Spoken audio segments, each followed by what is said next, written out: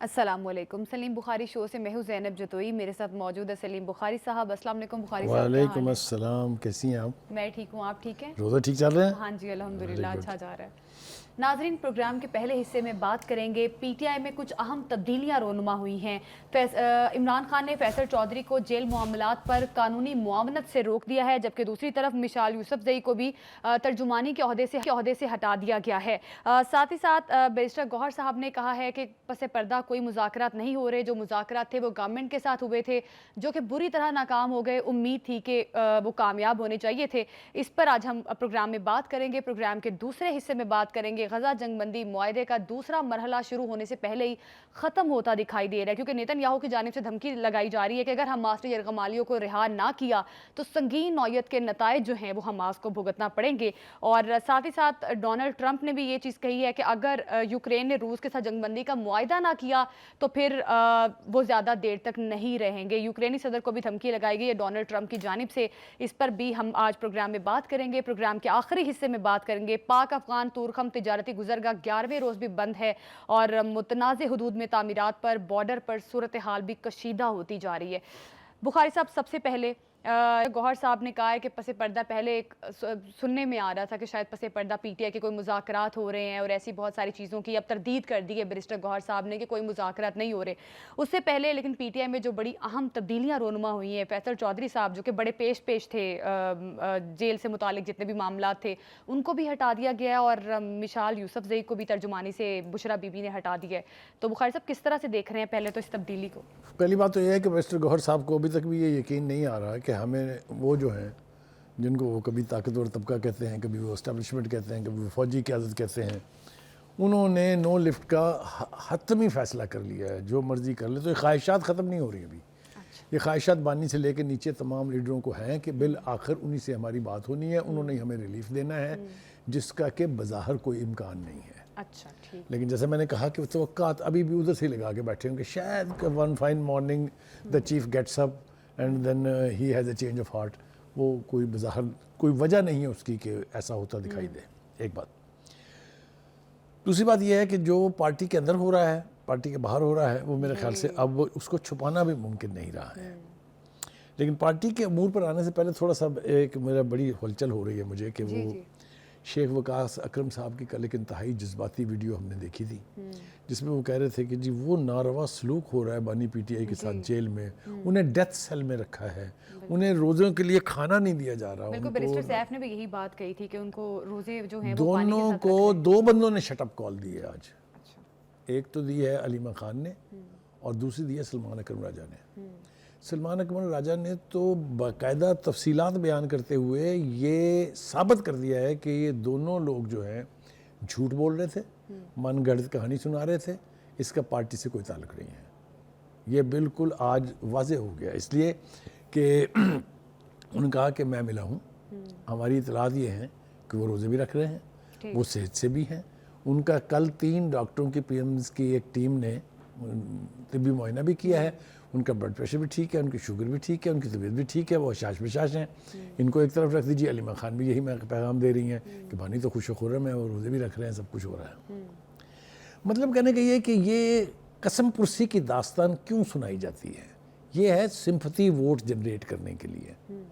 लेकिन जब ग्राउंड पर हकायक उसको मैच ना करते हों तो फिर ये सारा प्रोपोगंडा जो है वापस मुंह के ऊपर आता है थप्पड़ की तरह से।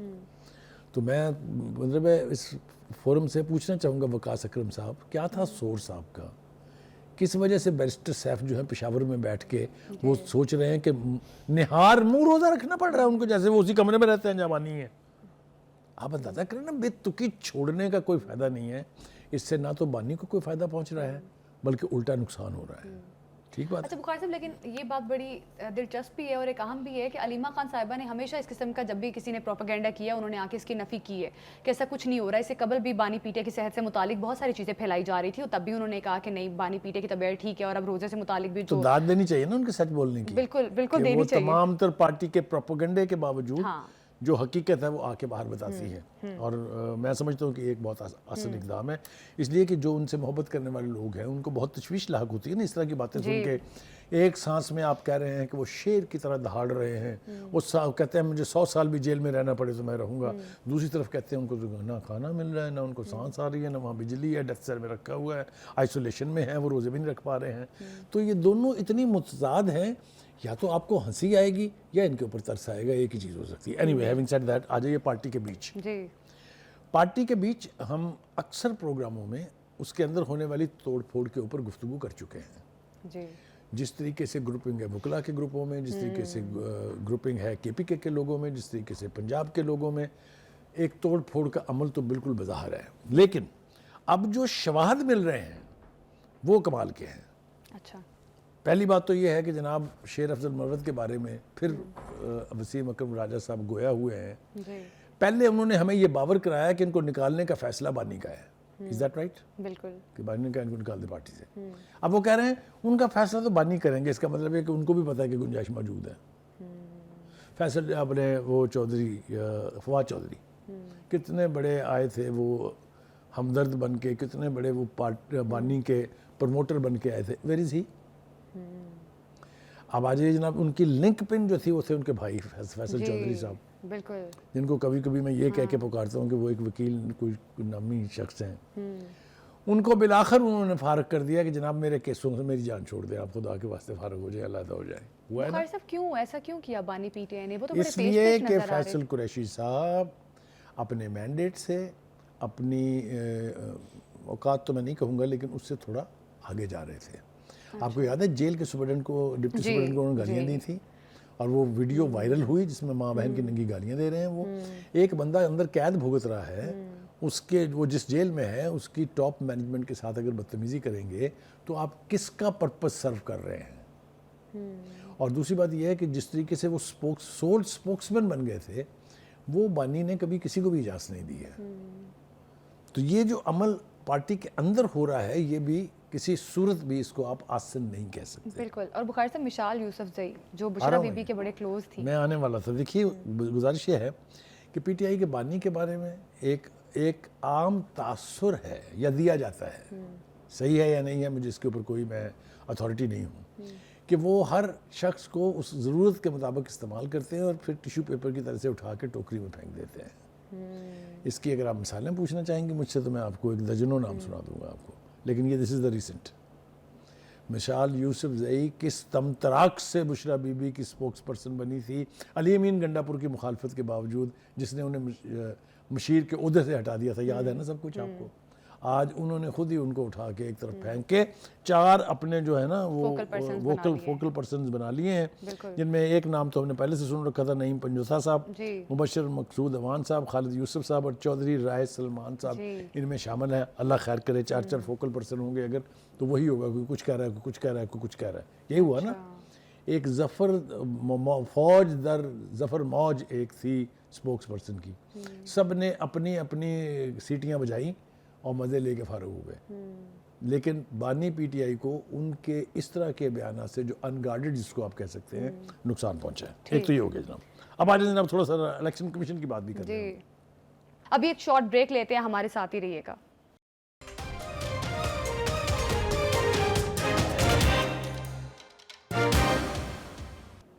Welcome back. الیکشن کمیشن نے جو انٹرا پارٹی الیکشن ہوئے تھے ان کو تسلیم نہیں کیا, اس لیے ان کے نزدیک پی ٹی آئی نام کی کوئی جماعت نہیں ہے, کیونکہ جب تک وہاں آپ اپنے انٹر پارٹی الیکشن سبمٹ نہیں کرائیں گے. دوسری بات یہ کہ الیکشن کمیشن کا سٹانس یہ ہے کہ تو آپ کو تو سپریم کورٹ نے بھی متنازع قرار دیا ہے, یعنی سپریم کورٹ بھی یہ کہتی ہے کہ آپ کے چونکہ انٹر پارٹی الیکشن کنٹروورشلز ہیں تو ہم تو میرٹس پر فیصلہ کریں گے. یہ اس طرح کی عدالت نہیں ہے جہاں آپ ہفتوں میں یا 10 دن میں یا 15 دن میں فیصلے کی توقع کریں. جب تک ہمارے سامنے سارے فیکٹس نہیں ہوں گے, اسٹیبلش نہیں ہو جائیں گے, ہم نہیں کریں گے. اس میں ایک اور مزیدار پارٹی اور بھی ہے جس کا نام اکبر اسبابر ہے, جی, جو فاؤنڈنگ ممبرز میں سے ایک ہے, یاد رکھیے. وہ سب سے پہلا آپ اس کو وعدہ معاف گواہ کہہ لیں, آپ اس کو منحرف کہہ لیں, آپ اس کو پارٹی سے نکالے جانا والا کہہ لیں, جو بھی نام دے دیں, اس نے سب سے پہلے کیس کیا تھا فارن فنڈنگ کے حوالے سے, اگر آپ کو یاد ہو, جو اب کوئی 9 کے 10 سال ہو گئے ہیں, ابھی پینڈنگ ہے, اس کا فیصلہ نہیں آیا ہے. وہ اس میں بھی ثبوتوں کو لے کے صبح سے شام تک حلق پھاڑ پھاڑ کے کہہ رہے ہوتے ہیں میری بھی سنو, لیکن ان کی کوئی سن نہیں رہا ہے. وہ بھی یہ کہہ رہے ہیں الیکشن کمیشن سے کہ آپ جب اس نتیجے پر پہنچ چکے ہیں کہ پارٹی کے پارٹی الیکشن ٹھیک نہیں تھے تو آپ ان کو ڈکلیئر کریں لیگل پارٹی. تو وہ اچھا جلدی دونوں کو ہے, یعنی پی ٹی آئی بھی چاہ رہی ہے کہ اس کیس کا جلدی فیصلہ ہو تاکہ ہمیں وہ سرٹیفکیٹ ملے, ہم اپنے بندے کلیم کریں, اور اسی طرح سے اکبر اسبابر بھی کہہ رہے ہیں کہ جی میرے میرٹس پہ فیصلہ کریں تھے کہ پارٹی فارغ ہو. وہ تو کہہ رہے ہیں عجیب و غریب تنظیم ہے, اکاؤنٹ ہی فریز کر دیں ان کے. عجیب و غریب قسم کی جو ہے نا یہ صورتحال ہے. فواد چودھری کا میں ذکر کر چکا ہوں. فواد چودھری صاحب کا بھی اب کوئی پتہ نہیں ہے کہ وہ پارٹی کے اندر آنے کی خواہش تھی ان کی, لیکن ان کے بارے میں پارٹی کے اندر کے سورسز یہ کہتے ہیں کہ جس طریقے سے وہ پارٹی چھوڑ کے جا کے استحکام پارٹی میں شامل ہوئے تھے, اگر آپ کو یاد ہو, منہ پہ ہاتھ رکھ کے شرما کے, تو اس کے بعد ان کی کوئی گنجائش نہیں بنتی ہے. تو اس کے اوپر بھی ایک عجیب و غریب قسم کی کنٹروورسی جو ہے وہ چل رہی ہے. اب آجائیے جناب تھوڑی سی بات کر لیتے ہیں ہم. پرویز خٹک صاحب جو ہے مشیر بن گئے چونکہ پرائم منسٹر صاحب کے, تو آج سلمان اکرم راجہ صاحب نے ان کے اوپر بھی نشتر کے تیر جو ہیں وہ بچھائے ہیں, اور انہوں نے کہا ہے کہ دیکھیں یہ حال ہے حکومت کا کہ ان کو ان جیسے لوگوں کی بھی ضرورت پڑ گئی ہے مشیر بنانے کی. طنز کی حد تک بالکل ٹھیک ہے, لیکن سلمان اکرم راجہ کا قد بہت چھوٹا ہے پرویز خٹک کے مقابلے میں, کیونکہ پرویز خٹک وہ آدمی ہیں جس کی وجہ سے 2 دفعہ 2 جنرل الیکشنز میں, عام انتخابات میں پی ٹی آئی کو پذیرائی ملی کے پی کے میں. نو بڈی کین ڈینائی اٹ, ٹھیک ہے. لیکن پھر اس طریقے سے ان کو جس طریقے سے بائی پاس کر کے بانی پی ٹی آئی نے اسد کیسر وغیرہ کو پروموٹ کیا, اس کی شاہ فرمان کو, اسد کیسر کو, اس کی وجہ سے وہ ناراض ہو کے علیحدہ ہو گئے تھے. تو پارٹی کے اندرونی حالات پیورلی اگر آپ فیکٹس پر جائیں جو کچھ آپ کو نظر آ رہا ہے تو وہ کوئی بہت اعلیٰ نہیں ہے, کوئی بہت خوشگوار چیزیں نہیں ہیں. دوسری یہ کہ ہم نے یہ جو بشرا بی بی اور بانی پی ٹی آئی سے ملاقات نہ کروانے کے حوالے سے بھی اب اسلام آباد ہائی کورٹ نے درخواست جو ہے نپٹا دی ہے اور حکم دیا تھا کہ اس پر عمل ہو رہا ہے یا نہیں, اس لیے کہ جیل کی اتھارٹیز نے بھی ان کو بتایا ہے, خود کورٹ کے علم میں بھی ہے کہ ملاقاتیں ہو رہی ہیں. یہ کہنا کہ ملاقاتیں بالکل غلط بات ہے نا, وہ کورٹ کے اندر ثابت ہو گیا نا, اس لیے تو نپٹا دی نا. اگر نہ ہو رہی ہوتی, حکومت کی وائلیشن, عدالت کی وائلیشن ہو رہی ہوتی, تو پھر یہ درخواست نپٹائی تو نہ جاتی نا, اس پہ پروسیڈنگز ہوتی نا. وہ نے نپٹا دیا کہ ہماری اطلاعات کے مطابق لوگ مل رہے ہیں. اب دیکھیں نا, گزارش یہ جیل تو پہلے نہیں رہنے دیا, سیکٹریٹ تو پہلے ہی, اب کیا کرنا ہے, اس کو گھر بنانا ہے. کیوں قیدی سے کوئی ملاقات نہیں کر سکتا بھائی؟ جیل مینول میں ہفتے میں 2 بندوں کی ملاقات ہوتی ہے رشتہ داروں میں سے, وہ تو پارٹی سیکٹریٹ کھلا ہوا ہے نا وہاں. مطلب یہ کہ یہ جیل بہرحال رہنا چاہیے, لیکن جو ان کی سہولیات جیل مینول کے تحت ہے اس سے بہت زیادہ مل رہی ہیں ان کو. ان کے بچوں سے ان کی بات کرائی جاتی ہے, ان کی بیگم صاحبہ ان سے ملتی ہیں, ان کے وکلاء ان سے ملتے ہیں, ان کی پارٹی کی لیڈرشپ ان سے ملتی ہے.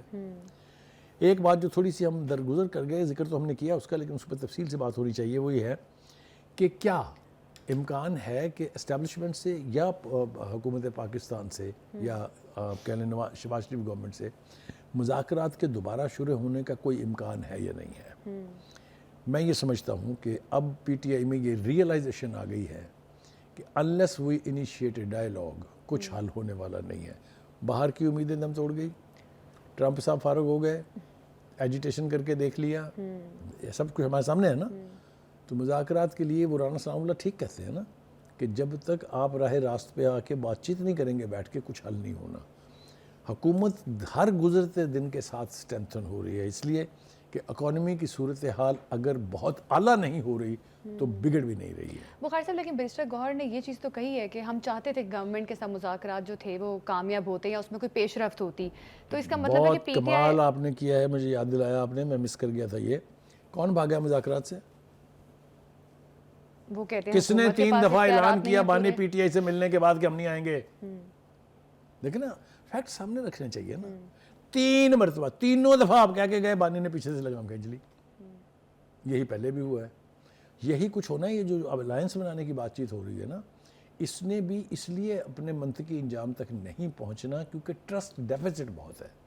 تو بخاری پر صاحب پی ٹی آئی کے پاس پھر آپشن کون سا بچا ہے؟ آپشن تو پھر کوئی بھی نہیں بچتا. مذاکرات والے دروازے بند ہو گئے. اسٹیبلشمنٹ سے بات کی خبریں ہم سن رہے تھے کہ شاید کوئی بات چیت ہو رہی ہے, وہ بھی آج بیرسٹر گوہر نے بتا دیا کچھ ایسا نہیں ہو رہا. تو پھر گرینڈ الائنس کے علاوہ تو پی ٹی آئی کے پاس کوئی آپشن نہیں ہے, یا احتجاج یا جلسے جلوس کر جب لیں. تک پی ٹی آئی کی لیڈرشپ بانی کو جا کے صحیح صورتحال کا ادراک نہیں کرائے گی, جب تک ان کو روزی پکچر پینٹ ہوتی رہے گی, یہ سلسلہ اسی طرح چلتا رہے گا. نقصان بانی کا بھی ہو رہا ہے, پی ٹی آئی کا بھی ہو رہا ہے. بخاری صاحب لیکن نقصان بانی کا سب سے زیادہ تو پی ٹی آئی کی اپنی جو رہنما اور کارکنان ہیں ان کی وجہ سے ہو رہا ہے, رہنماؤں کی وجہ سے خاص طور پہ. اب جو بڑی تبدیلیاں بھی بانی پی ٹی آئی نے کی ہیں, بخاری صاحب آپ کو کیا لگتا ہے کہ ان تبدیلیوں سے کوئی مثبت امپیکٹ آئے گا, پارٹی میں جو ڈیوائڈ تھا وہ کم ہوگا؟ دیکھیے 2-3 طرح کے سے اپروچ کر سکتے ہیں آپ اس ایشو کو. سوال آپ کا بہت اہم ہے. پہلی بات تو یہ ہے کہ وہ پرانے لیڈرز کہاں گئے جو اصل لیڈرشپ تھی پی ٹی آئی کی. جی یا وہ پارٹیاں چھوڑ گئی ہیں, دوسری پارٹیوں میں چلے گئے ہیں, یا وہ روپوش ہیں, یا ان پر مقدمات چل رہے ہیں. تو ایک پورا ٹیئر جو اوپر کا ہے وہ تو فارغ ہو گیا ہے. نیا فیکٹر بیچ میں آیا وکلا کا. وکلا تھے ضرور پارٹی میں لیکن لیڈنگ رول میں کبھی نہیں تھے. لیکن جب سے بانی پی ٹی آئی جیل میں گئے ہیں تب سے وکلا بکیم اسٹرانگ. بہت سارا پولیٹیکل ایلیمنٹ گرج کرتا ہے وکلا کو کہ یہ کدھر سے آ گئے ہیں. کسی بھی دوسری پارٹی میں وکلا کی ڈومیننس اس طرح سے نہیں ہے, آپ کے سامنے ہے. اچھا, اب کوئی تو اس کو انٹرپریٹ کرتا ہے کہ کیونکہ بانی نے کیس مفت میں لڑوانے ہیں لہٰذا وکلا کو تو لفٹ کرانی پڑے گی. بخاری صاحب آپ نے بھی کہا کہ بانی پی ٹی آئی استعمال کرتے ہیں ان کو اور پھر اپنے فائدے کے بعد ان کو نکال دیتے ہیں پارٹی سے. بالکل فیکٹ کی بنیاد پہ وہ کافی حد تک درست بھی بات ہے بخاری صاحب, لیکن کوئی نہ کوئی وجوہات بھی تو ہوتی ہے نا. شیر افضل مروت کے پیچھے بھی کوئی وجوہات تھی, جس طرح سے کہا جا رہا تھا کہ ایک تو پارٹی پالیسی کی وائلیشن, پھر ایک یہ بھی کہا جا رہا تھا کہ شاید وہ کسی کے ساتھ رابطے ہیں ان کے بیک ڈور, ان پر بھی. اب مشال یوسف زئی ہیں یا فیصل چودھری صاحب ہے جن کا رویہ ہم نے دیکھا سپرنٹینڈنٹ کے ساتھ کس طرح کا تھا, اور وہ ایک ویڈیو وائرل ہوئی اور سب نے دیکھی. تو یہ تمام تر ملبہ بعد میں بانی پی ٹی آئی پر آتا ہے. لیکن یہ سب کچھ جو ہے یہ بیرسٹر گوہر کے اور علی امین گنڈا پور کے بارے میں نہیں کہتے لوگ. بالکل کہتے ہیں, ان کو بھی نکال لینا. بس کچھ کے فیکٹس زیادہ, میرا خیال ہے ثبوت زیادہ اکٹھے سامنے آ جاتے ہیں. لیکن لیٹس سی اب کیا بنتا ہے کہ پی ٹی آئی جو ہے وہ کن آپشنز پر غور کرتی ہے اور کس طرح سے اپنے لیے مثبت راستے تلاش کرتی ہے. ابھی ایک شارٹ بریک لیتے ہیں, ہمارے ساتھ ہی رہیے گا.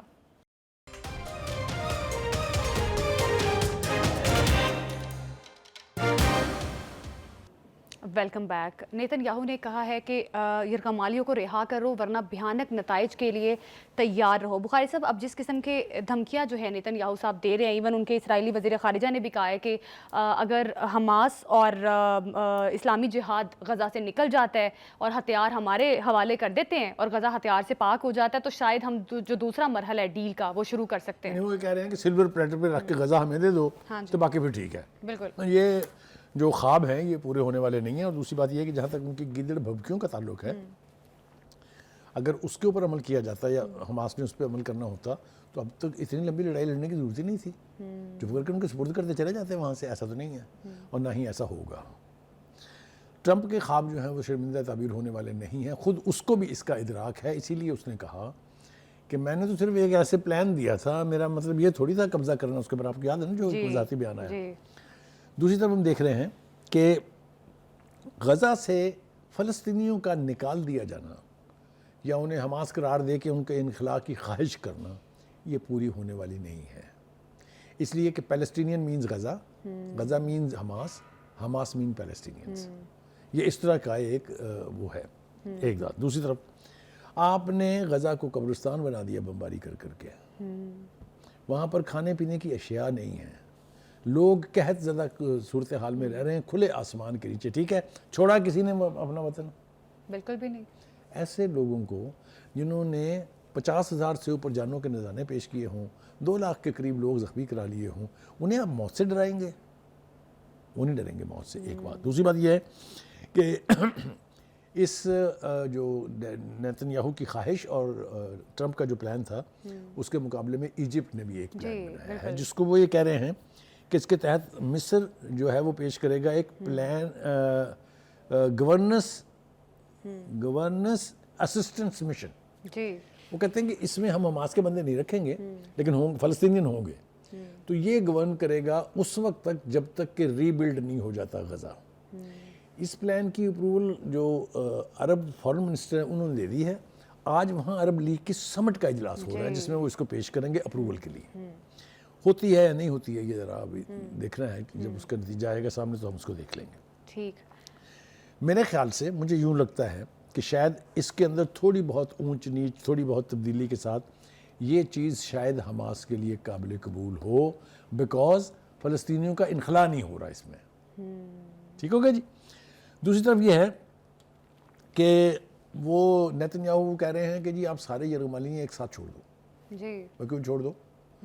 جو ثالثوں نے بیٹھ کے طے کیا ہوا ہے, بالکل جو فیز 2 ہے اس کا, جو دوسرا مرحلہ ہے, اس کے مطابق کیوں نہ کیا جائے؟ بالکل. اور بخاری صاحب فیز 2 واضح طور پہ بتایا گیا ہے کہ آپ اپنی فوجوں کا انخلا کریں گے غزہ سے اور پھر یرغمالیوں کو رہا کیا جائے گا. تو یہ تو واضح طور پہ یہ بات ہو چکی ہے. تو لیکن اس کے باوجود نیتن یاہو جس قسم کی دھمکیاں دے رہے ہیں بخاری صاحب, تو کیا لگتا ہے اب نیتن یاہو نے تو دھمکی دے دی ہے کہ یرغمالی رہا کرو ورنہ پھر ہم وہ بڑا illogical قدم بات اٹھائیں گے. کر رہے ہیں. نیتن یاہو یہ چاہتا ہے کہ آپ پہلے والا مرحلہ جو ہے اس کو ایکسٹینڈ کر دیں, دوسرا نہ شروع کریں ابھی. کیوں بھائی؟ ایکسٹینڈ ہو جائے گا تو یرغمالی کیوں باہر آ جائیں بھائی گے. کیوں؟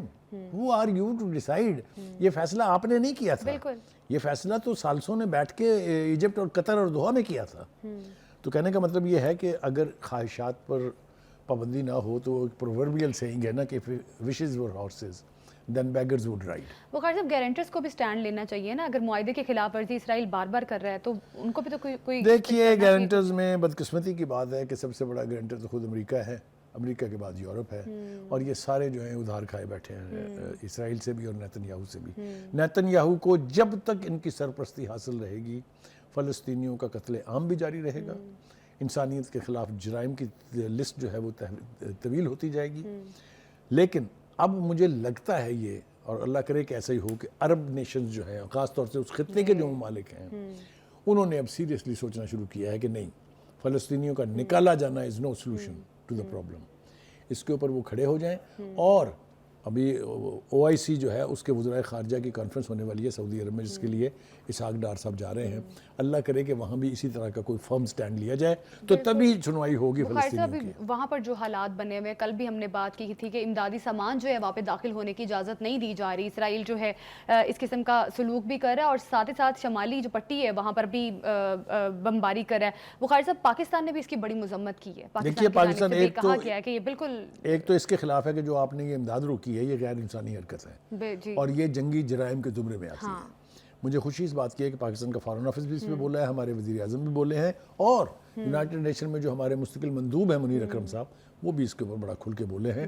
پاکستان نے اب جو پرنسپل پوزیشن لی ہے آئی تھنک اس سے ہماری ایز اے نیشن امبیرسمنٹ بھی ختم ہوئی ہے, اور اب ہم سر اٹھا کے کہہ سکتے ہیں کہ ہم فلسطینی کاز کے سپورٹر ہیں. بالکل ہم نہیں چاہتے فلسطینی کہ کاز کے غزہ کو سپورٹر ہیں, اور فلسطینیوں سے خالی پاکستان کرایا نے اس جائے. چیز کی شدید مذمت کی ہے کہ اس قسم کا سلوک نہیں ہونا چاہیے غزہ کے لوگوں کے ساتھ. اب ایک شارٹ بریک لیتے ہیں, ہمارے ساتھ ہی رہیے گا.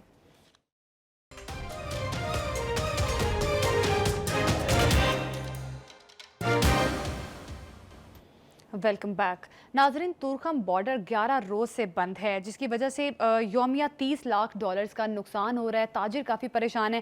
بخاری صاحب, جس طرح سے بارڈر پر صورتحال جو ہے کشیدگی کی طرف بڑھ رہی ہے, پاکستان نے بے شمار بار کوشش کی طالبان کے ساتھ مذاکرات کرنے کی, افغان ریفیوجیز کو واپس لے لیں, یہ بھی بات کی گئی, ناکام رہی, مذاکرات ناکام رہے. اب کیا پالیسی آپشنز ہے پاکستان کے پاس, کس طرح سے معاملات کو بہتری کی طرف لے کے جایا جا سکتا ہے؟ دیکھیے پہلی بات تو یہ ہے کہ کابل جو ہے اور افغانستان جو ہے وہ ایک لینڈ لاک کنٹری ہے. اس کے پاس 2 ایگزٹ ہیں بیسیکلی, ایک ایران کی طرف ہے جہاں ان کے تعلقات بہت آئیڈیل نہیں ہیں, دوسرا ہم ہے. لہٰذا ایک طرح سے اگر میں کہوں تو بھیجا نہ ہوگا کہ ہم ان کی لائف لائن ہے. جی, چاہے وہ شاید ضروریہ کی چیزوں کی سپلائی ہے, آٹا ہے, چینی ہے, ہر چیز یہاں جاتی ہے, گوشت ہے. یہ نہیں ہو سکتا کہ ہم آپ کے بینیفیکٹرز بھی ہوں اور آپ ہمیں آنکھیں بھی دکھائیں. بالکل. آپ بارڈر کے اوپر اگر آ کے فائرنگ کریں گے تو آپ کو کیسے کھلا چھوٹ دے دی جائے کہ آپ آ جائیں, جب مرضی آپ کا دل چاہے آ جائیں, جب مرضی آپ چلے جائیں. بالکل صحیح. دوسری بات یہ ہے کہ جو کچھ یہاں پچھلے کئی مہینوں سے, بلکہ اگر آپ اجازت دیں تو کئی سالوں سے ہو رہا ہے, اس میں اب ہمارے پاس شواہد ہے موجود کہ خود افغانستان کے لوگ ملوث ہیں اس میں. ہم نے کل بھی اپنے پروگرام کے اندر ذکر کیا تھا کہ 2 بندے تو باقاعدہ وہاں کے لوگوں, وہاں کی فوج کے یعنی ایکٹیو سروس کے لوگ تھے جو یہاں مارے گئے. تو بارڈر کے اوپر صورتحال واقعی بہت مخدوش ہے, لائنیں لگی ہوئی ہیں ٹرکوں کی. پاکستان حکومت کا مطالبہ بھی کہہ لیجئے یا سٹینڈ پوائنٹ یہ ہے کہ یہ نہیں ہو سکتا کہ آپ ہمارے بندے بھی ماریں، جی آپ ہم پر فائرنگ بھی کریں، آپ ہماری چوکیوں پر حملے بھی کریں، اور ہم آپ کو فری پیسج دیں کہ آئیں جناب اپنا کاروبار کریں اور تشریف لے جائیں واپس. ایک تو یہ ہے. دوسری بات یہ ہے کہ اتنی برق رفتاری سے اور اتنے تسلسل کے ساتھ دہشت گردی کے واقعات ہو رہے ہیں کہ we have to be alert. جی ہمیں اپنا گھر دیکھنا ہے، ہمیں وہ سارے راستے روکنے ہیں جہاں سے پینیٹریشن ہوتی ہے. پاک افغان بارڈر بہت ولنریبل بارڈر ہے. اس کے بارے میں پہلے کہتے تھے اٹس اے پورس بارڈر، لیکن ابھی بھی وہاں پر بے شمار درے ایسے ہیں جہاں پر ابھی کوئی کسی کا کنٹرول نہیں ہے. وہیں سے سمگلنگ بھی ہوتی ہے، وہیں سے یہ دہشت گرد جو ہیں گروپوں کی صورت میں پاکستان میں آ کے کارروائی کر کے واپس بھی چلے جاتے ہیں. وہ واپس اس لیے چلے جاتے ہیں کہ دوسری طرف سے ان کی سہولت کاری کی جاتی ہے. جتنی دفعہ بھی ہم نے ان کو انگیج کیا ہے ہم نے ان کو چیز کیا ہے. اور اگر اب یاد ہو ابھی حال ہی میں پکتیا پروونس میں ہم اندر تک گئے تھے پیچھے، we chase them and we killed them. یہ بھی ہم نے پہلے ان کو وارننگ دی تھی کہ ان کو روکیں ورنہ ہمیں ان کا پیچھا کرنا پڑے گا. ابھی بھی صورتحال یہ ہے کہ یہ بارڈر کھولنا اس وقت ہوتا ہے جب آپ کے تعلقات بہت خوشگوار ہوتے ہیں. جی بالکل. جب آپ کے ہاں ایک دوسرے کے ملک میں خون بہایا جا رہا ہو کسی ایک ملک میں، تو اس کے نتیجے میں آپ کو وہاں سے گڈ ول نہیں مل سکتی. ہم توقع کرتے ہیں یہ کہ یہ معاملہ جلد حل ہو جائے گا، اس لیے کہ پاکستان کا فارن آفس اور کابل کا فارن آفس انگیج ہے آپس میں. اچھا ٹھیک. اسی بیچ میں ہم نے سنا تھا کہ علی امین گنڈاپور کو جرگہ بھیجنا چاہتے ہیں وہاں پر، تو وہ بھی الٹیمیٹلی یہیں ختم ہوئی تھی کہ نہیں یہ آپ کا کام نہیں ہے صوبائی حکومت کا، یہ مرکز کی طرف سے ہوگا. اور مجھے یوں لگتا ہے جیسے مرکز اور صوبائی حکومت بھی ناؤ سٹنگ ٹوگیدر اچھا and trying to find a way out. ابھی آپ دیکھیں جس دہشت گردی کے واقعات کی میں بات کر رہا ہوں، ابھی ایک کیا ہوا ہے، یہ شمالی وزیرستان میں جھڑپ کے دوران 4 جوان شہادت نوش فرما گئے اور 13 دہشت گرد فتنہ الخوارج کو ہم نے جہنم واصل کیا ہے. جب اس برق رفتاری سے اس تسلسل کے ساتھ ایسے واقعات ہوں گے، we have to be alarmed, we have to be aware. ہمیں اپنی آنکھیں کھلی رکھنی ہوں گی. میرے خیال سے اس وقت جو صورتحال افغانستان اور پاکستان کے بیچ ہے، یہ دونوں ملکوں میں سے کسی کے بھی مفاد میں نہیں ہے. بالکل کسی کے مفاد میں نہیں ہے، اور ہمیں اویئر بھی ہونا چاہیے. مرکز اور صوبائی حکومت جو ہے اس کا کوئی سولوشن نکالنے کی کوشش کر رہی ہے. ابھی پروگرام سے ہمیں دیجیے اجازت، کل پھر ملاقات ہوگی. اللہ حافظ.